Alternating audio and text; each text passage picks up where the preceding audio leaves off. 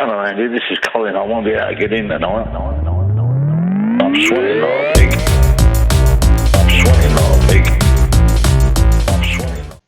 Still David, still One Up Gaming, still episode 373 of the One Up Gaming podcast.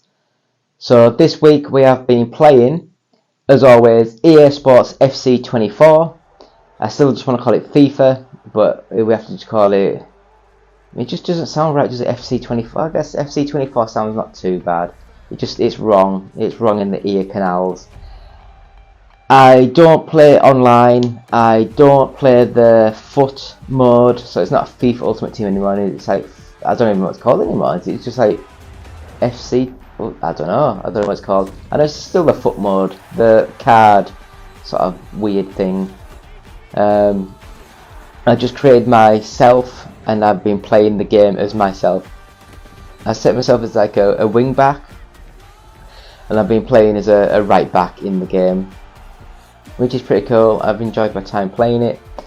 Yeah, I've really enjoyed it. I like the fact that you start off with low stats, and then you can, as you're doing well in the game, it gives you more stats to add to yourself.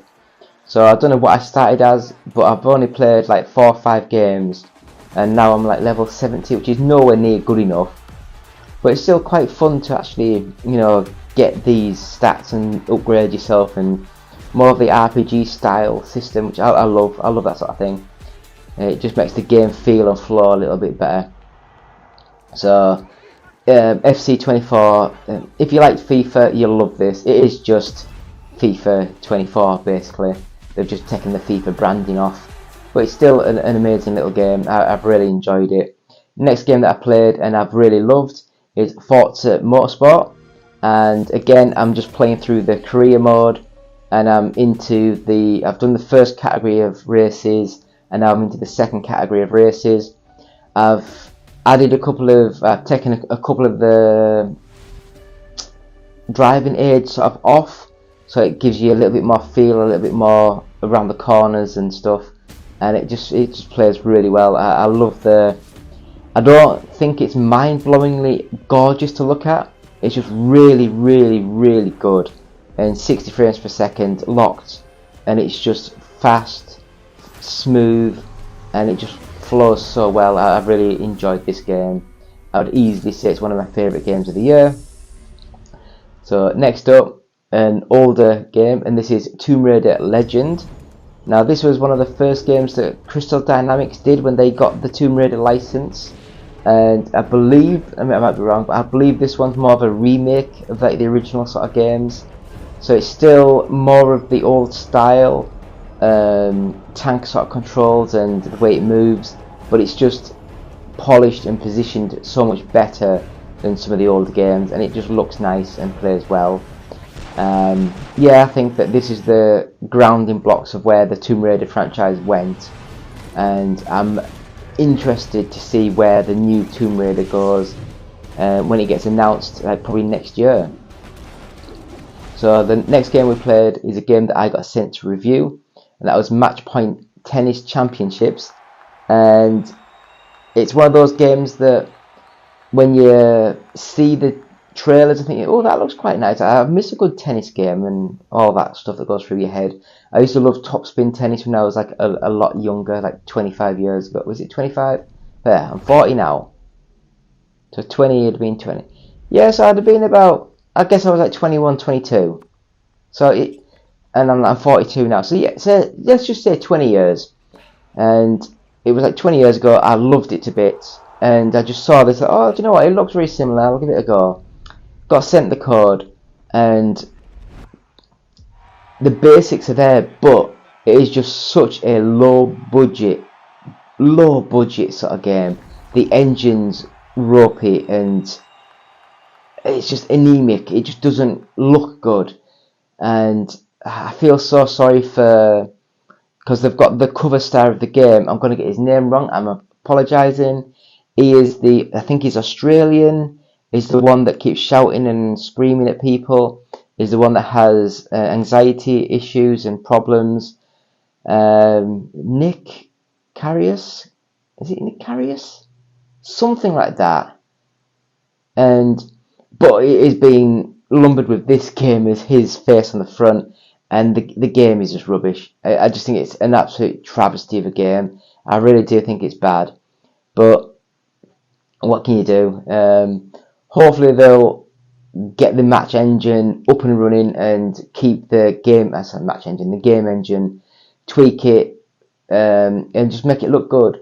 Because I don't want it to get into the point of, like, there's those rugby games that aren't the EA Sports ones that are just like Big Ben Interactive or something stupid, and it just looks as though it's a PlayStation 2 game running in high resolution, and it's just bad. And I just don't want this Matchpoint tennis game to go into that sort of like point. But yeah, I can't recommend it. I wouldn't recommend it. Not that how it looks and how it plays. The next game is Disintegration. I can't read it when I'm looking at it. Disintegration. It's a first-person shooter, but instead of being a first-person shooter on foot, it's a first-person shooter, and you're on a hover motorbike sort of thing. So as you're on the bike, you can go up and down, and like a normal first-person shooter sort of thing. But you can like hover up and down in vertical takeoff and stuff and fly. I quite enjoyed it. You chuck missiles, chuck grenades. You can shoot people, and I thought it was different. It took a little bit of time to get used to the sort of like the handling, the mechanics of the game, but it was really well done, and I thought it was a nice little game. I'd never heard of it. I've no idea when it came out and if it's not even out fully, but I played it on the Xbox, and it is a nice little game. So hopefully it is out and it's doing well, because I think it's a nice little game. So that's Disintegration. The next game we played was Asterix and Obelix XXL3, and we played the demo.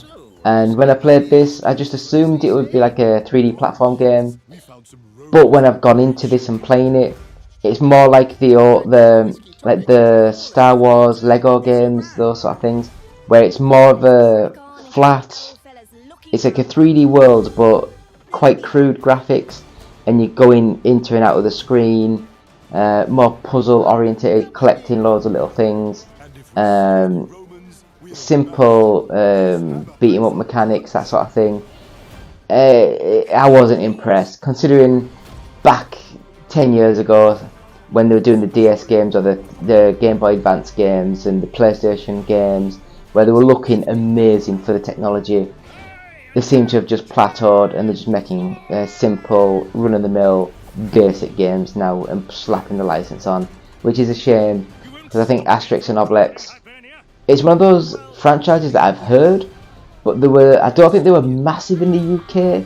I think they were more on the Scandinavian sort of world and France and that kind of area. Same as Tintin. That wasn't massive in the UK, but I've heard of the franchise. And the last game that we played this week is Angry Video Game Nerd 1 and 2 Deluxe.